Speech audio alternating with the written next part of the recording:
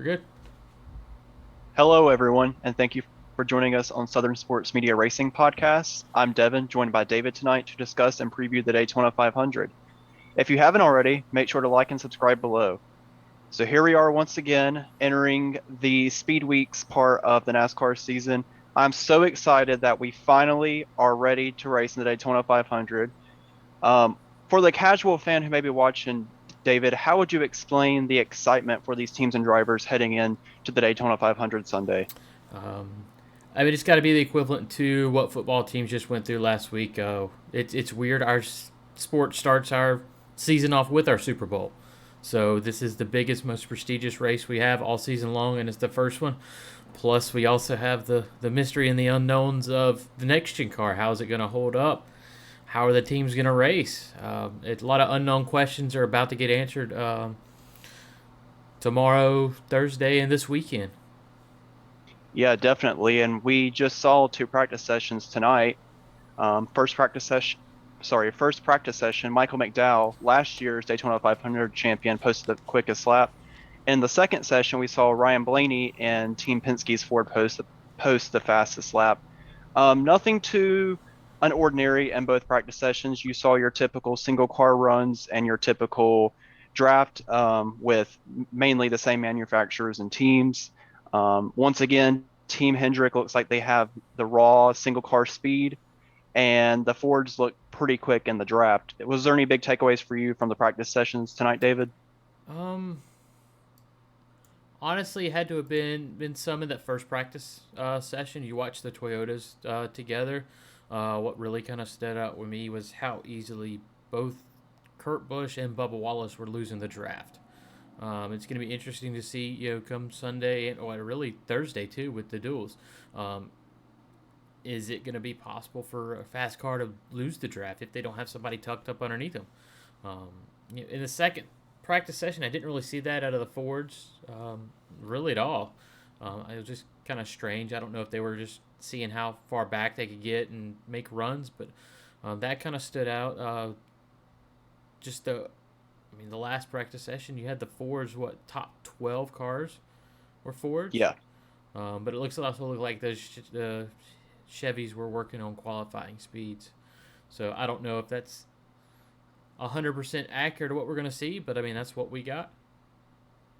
Yeah, and we also saw the RFK teammates, Brad Keselowski and Chris Buescher, working on tandem drafting. They, I believe, in the first practice were top 10 in speeds. And tandem drafting has been one of those topics where people have either really hated it or really loved it. Thinking back to the 2011 Daytona 500, where we saw a lot of two-car tandem drafting. Do you have a specific opinion on that either way? I liked it. It was extremely exciting. A lot of like I said, a lot of fans. It wasn't the big pack racing, so they hated it, but it put on some of the best racing I've seen at restrictor plates. It's like you said, you either love it or hate it. So some people didn't like it, just like they don't like the new number, just because it's not what they're used to, and change scares them. But I mean, you can't deny, and you can't say anything bad about the racing product because every single one of those races was amazing. You got to go back and look at I think it was the fall Talladega race. It may be the spring, I can't remember, where you had four groups of two cars, um, four wide across the finish line. I think Jimmy Johnson won that race. Like Yeah. that was insane. Um, so it'll be interesting to see if it's able to be sustained like it was back then. I don't think it will be just because they don't have the openings that they did. But it'll be interesting to see somebody gets like one or two laps to go and they just send it. Yeah, definitely. So we have our practice sessions tonight. Tomorrow night, we will set the front row for the Daytona 500 with single car qualifying. And the last 6 out of 7 Daytona 500 poles have been won by a Team Hendrick driver. And Alex Bowman, driver number 48, is looking to go for his fifth front row start in the 500. And if he can do that, that would be historic. And it's only been done by 5 other drivers. So who do you expect to be on the front row? I guess it's kind of a given it's going to be Hendrick, but do you have a specific Hendrick driver who you think is going to win the pole? And oh, that guy. It's. Well, I mean, you got to look at the speeds. like we said in the second practice session, it was a lot of single car runs, and out of those runs that weren't interrupted or somebody caught a draft, I think it was Chase Elliott with the fastest. I know Justin Haley was up there. I think he ran like just a little bit faster, but I don't. I mean, I see one Yeah, of those Chevys because I mean I didn't see any other manufacturer really doing single car runs. The second one, so it's going to be tough to tell. But everybody kind of looked at the board when Chase ran that. What was it, a 40 sub 47 or sub 48 lap time by himself? So it's going to be tough to say it's not going to be a Hendrick car or a Hendrick powered car, but I'm leaning toward Hendrick altogether. Would love to see Chase on the pole. That'd be cool to see Alex Bowman get on the front row again. Um, but I just think it's going to be tough to match that group. yeah, I definitely agree. I think it's Team Hendrick on the pole, and I think it's going to be Team Hendrick on the front row. And Chase Elliott did look really quick in that single car qualifying lap. Um, Ricky Stenhouse a few years back, I believe he won the pole for the 500 with Hendrick Power. So you mentioned Justin Haley in a Chevy. I'd be watching out for him tomorrow night as well. So we set the front row, and then we go into Thursday night. We set the rest of the field. What are you expecting in these dual races Thursday night? It's going to be one or the other. I'm honestly expecting it to be calm, except for the what was it, 4 or 5 drivers that actually have to race their way in. You got the 27, the 50, the 62, the 42. I don't think has a charter. I may be wrong on that. I think there's about 5, 6 cars that have to race their way in. That's where I really see where the racing is going to come. I don't expect the rest of the guys to go out there and run 100% and risk tearing up the cars just because of what the stuff we talked about earlier in earlier podcasts. These teams only have 3 cars built, maybe. Also heard a lot of teams weren't even taking 2 cars. A lot of these bigger teams like Hendrick, Stewart Haas were bringing 4 cars down. They only have 2 backups total down there. I mean, you got a quick turnaround too. Well, as soon as you get done with Daytona, you got to head out to Auto Club. So I guarantee you, these guys have the Auto Club cars done, waiting to get loaded up and head out. So I don't see any of them really chancing it in either duel. But I could be completely wrong, and these guys lose their mind.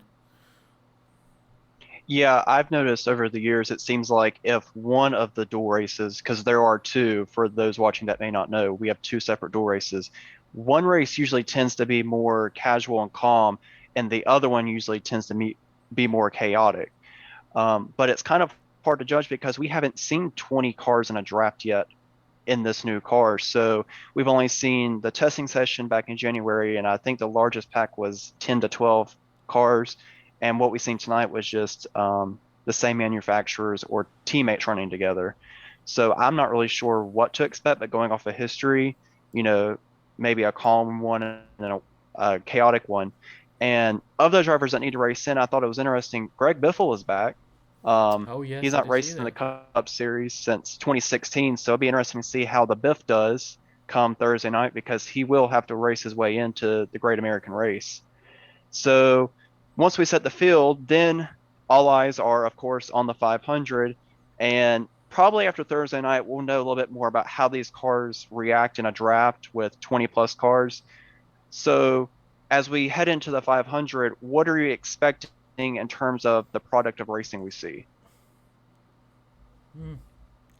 I hate to say it, but I see a lot of what they call rim riding. I honestly can see this everybody going up to the top and just riding for 480 out of the 500 miles. I don't like that kind of racing, but it's just what we got to go back to. Like, these teams don't have the inventory for these drivers to go out there and risk it for an extra 4 or 5 points right this second.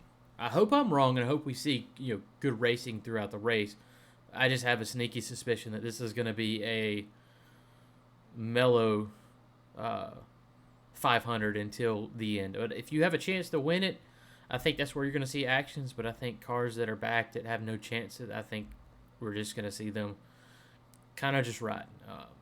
It it's not a great thing for our sport, but it's kind of the hand that these teams were dealt.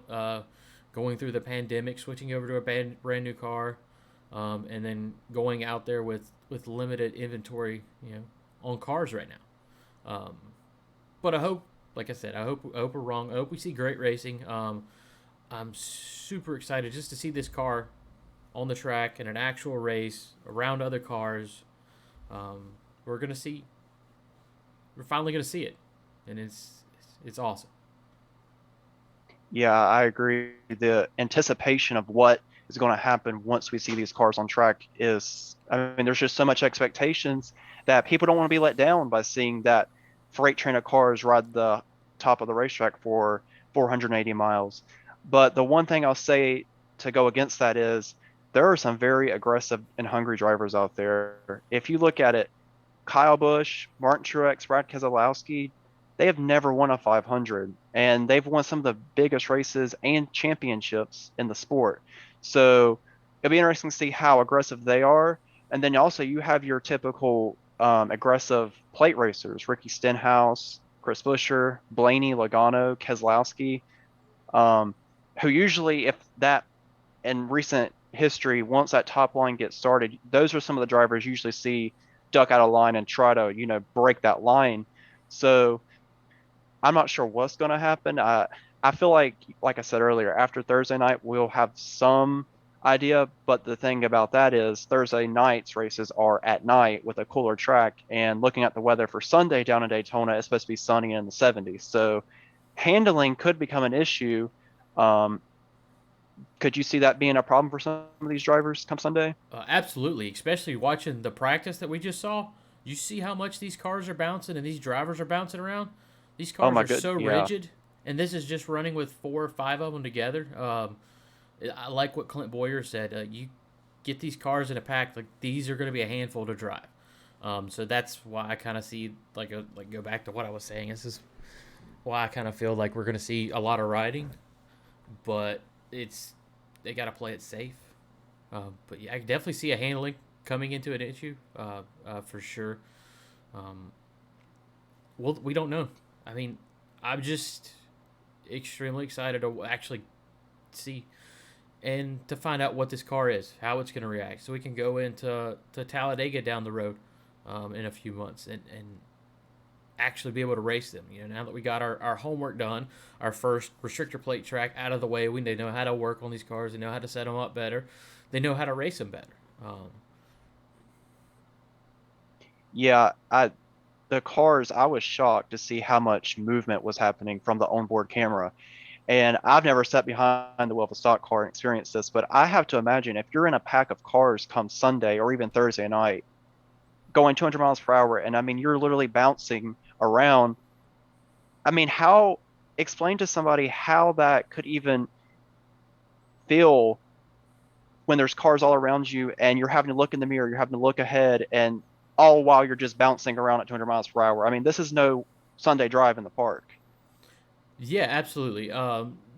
You got the track. It's not the greatest surface in the track. It's still smooth, but I mean these cars are bouncing just off that. Now you got to add in turbulent air. You got to add in the steering wheel. I mean they brought up a great point in practice. They're not turning that wheel 45 to 90 degrees like they were last year. I mean some of these cars maybe 30 degrees total. So I mean, there's a lot less forgiveness in that wheel to go over these bumps and cranking on that wheel. It's gonna be interesting to see, for sure. But I'm just ready to see it. Like I'm gonna keep saying that throughout this whole show. I'm just ready to see this.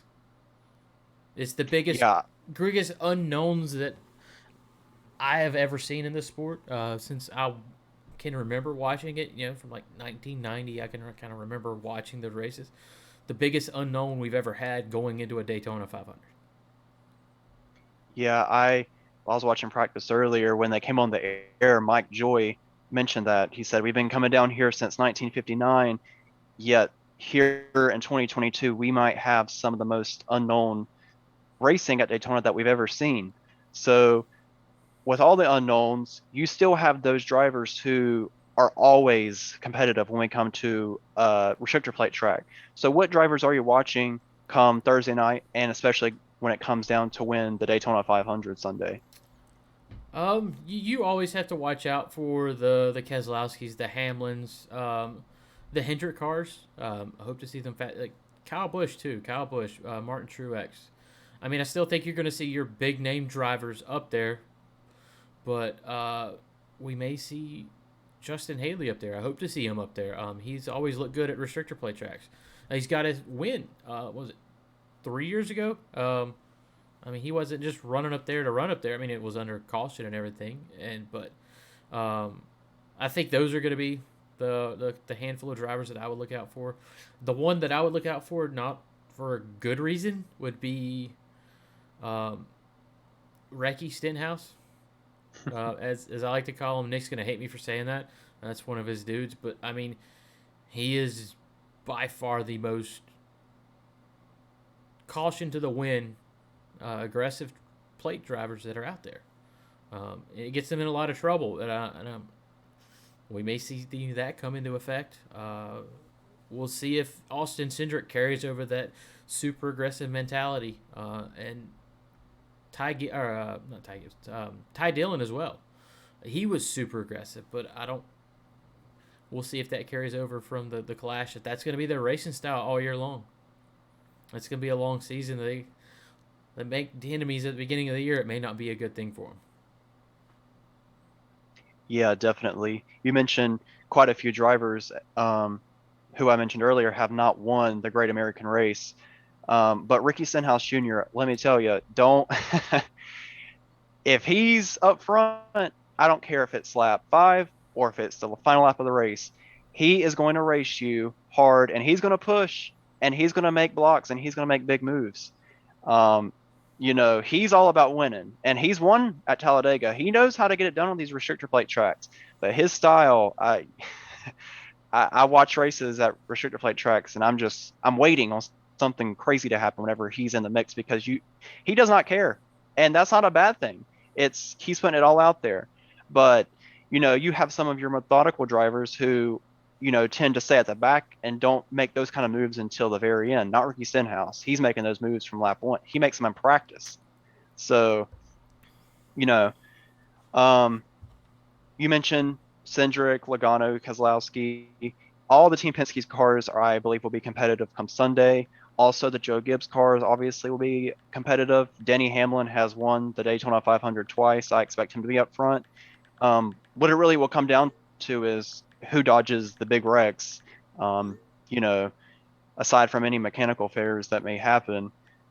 So I believe it's going to be interesting to see if we can see one of those drivers finally win their first Daytona 500, or if we see a repeat Daytona 500 champion. What do you think on that? Do you think we see a repeat 500 winner or no?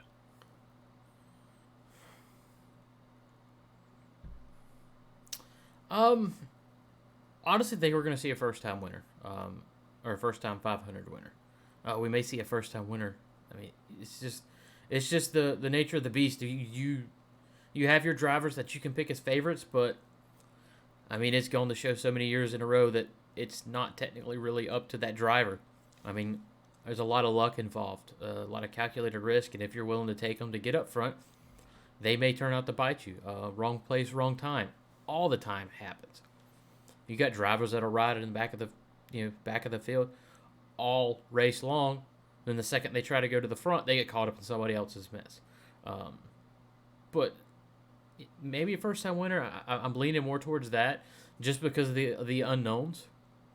We say that we have these plate drivers, as you want to call them. This is what I like to call them, that tend to rise to the top of the plate tracks. But then also you have a brand new car to add on top of that.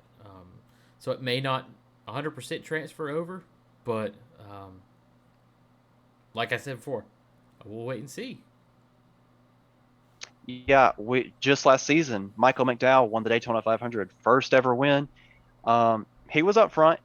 saw the big wreck happen between, it was, I think, Logano and Keselowski in turn 3, and Michael McDowell ended up winning. And I mean, who was going to predict that Michael McDowell was going to win the Daytona 500 last year? Yeah, true. So, you know, we could see easily a first time winner this weekend. We could also see a first time Daytona 500 winner this weekend.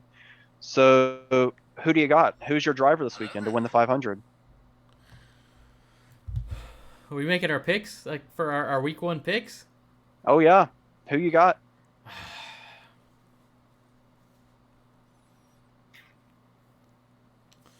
I'm gonna go with Justin Haley. I mean, Yeah, I he's mean, done.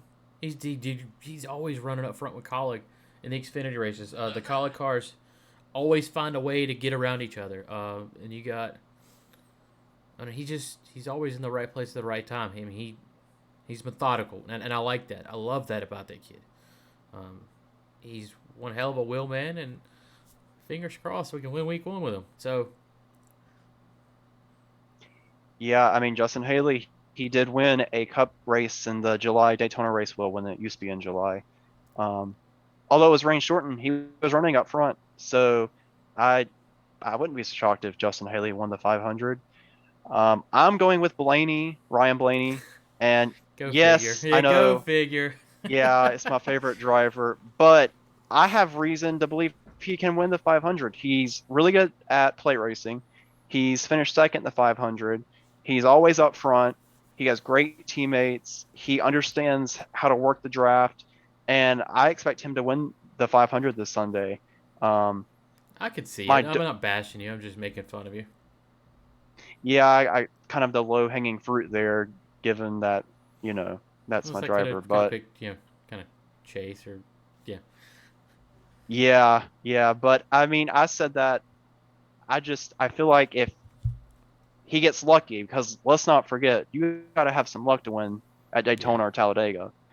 If he can get lucky, I think he can win it. But there's 39 other drivers who feel the same way too, so it's gonna be interesting to see how it all plays out Hey, when they finally drop the green flag Sunday. I'm gonna try to call Nick real quick because he's got to get his pick in here so we can start our battles. All right, it's just is in. Nick's pick for the week, everybody. Shocker. No, it's not Ricky Stenhouse. It's Denny Hamlin. That's who he's going with for this week. So we'll Not see. a bad pick. Yeah. Just for anybody who's watching, we are going to keep score. Um, we're just going to keep track of wins. Whoever's driver finishes higher gets a win in the column. So we'll go through the regular season or go through the end of the season. Can't really have a playoffs with this, but we'll make fun of it. We'll make fun out of it. We'll still make fun of each other's picks. I think the rules is you cannot pick the driver twice in the regular season. So we gotta mark these drivers down as picked. We'll have to get like a spreadsheet or something up of drivers that we picked, so that we can go through them and make sure we don't pick them. But yeah, Nick takes Denny Hamlin. I can't fault him on that. I mean, Denny Hamlin's always there. He's scary good. He's one of those drivers that I think has natural luck because he can miss every single wreck and still be up there in the end when there's 5 cars left. I mean, it seems like Denny Hamlin is never in the big one in the 500. He's always running at the end of the race. So I would definitely not be shocked. I don't want to see Denny Hamlin win, but it wouldn't be a shocker to the world if he did. It'd be his 3rd Daytona 500 victory if he was able to win Sunday, which would put him in some elite company. So any final thoughts before we wrap this up? I guess what I'm going to do after this. What's that? We'll go play golf on the Oculus. Then we'll go play Apex. How do you know? Yeah, the new season just dropped. And I think we're just switching up maps. We finally get out of our 6 days of Olympus. And there's a good way to check it out. Download the Apex Maps app. Always go on there. I think it's only available on iOS right this moment. Pull it up. Tells you what, Olympus for 8 more minutes. Then it's going up to Kings Canyon. Keep track of ranked BR, arenas, news, what's in crafting. Download Apex app today. Link in the description below. Sorry, Josh, I had to do it. Oh, and my mom made me say, was making me say, "Hey, mom, love you." Oh, Tammy, thanks for the shirt. Go Chase. Yeah, Tammy, I'll be wearing my Blaney shirt come Sunday. Hopefully that'll bring some luck. Yeah, we want to thank everyone who continues to watch or is starting to watch this podcast series throughout the season. We're really excited about it. We're looking to bring on special guests throughout the season. So we really appreciate you tuning in and taking time to listen to us blab Yeah, about NASCAR because, I mean, what else better do you have to do on a Tuesday night than talk about the Great American Race? I mean, we've waited all winter. It's time for racing. Let's do it. yeah, absolutely. All right. Thank you all for tuning in. Thanks, guys.